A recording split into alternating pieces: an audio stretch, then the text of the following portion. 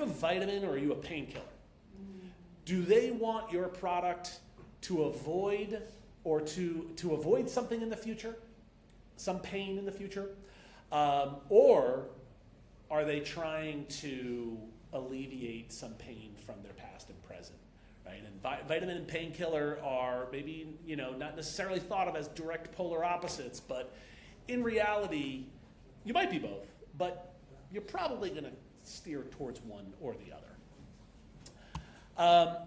From there, then the question becomes, well, why you, right? Because the odds are there are others out there that know about this pain, have identified a problem similar to the one you've defined, and probably have a solution. It might be a little bit like yours, and it might be very different from yours to your trained eye, but to your customer, are they going to be able to differentiate your solution from their solution? So knowing why you is really critical. And so that means, well, how do you do it differently? Right? Why you? Because you're obviously bringing a different approach. You're bringing different sensibilities from your experience, from your vision for how this problem gets solved. And in the process, you might also be identifying why the other competitor's approach maybe doesn't work. Maybe it doesn't work as well. Maybe it's not as future-proofed as yours. And that's where you start to really dig in.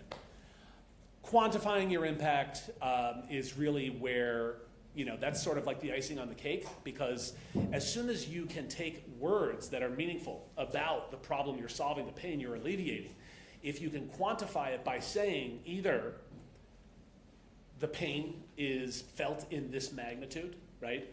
100 million Americans cannot get adequate health care. That's one way to do it. But also you can quantify your impact by saying, we've changed the game for 20 million Americans who previously couldn't get health care, and we've shown them the light, right? So wherever we can, the metrics are incredibly valuable. And that can be done commercially, but that can also be quantified in terms of your social impact. And so this is something that I always talk about, right? Because sometimes you go out in the world and you find people that say, what does it mean to be mission driven, right? Everybody could just take some time and articulate their mission, vision, and values. But if we're in business to sell widgets, well, that's not really saving the world. So how do we draw a line between these?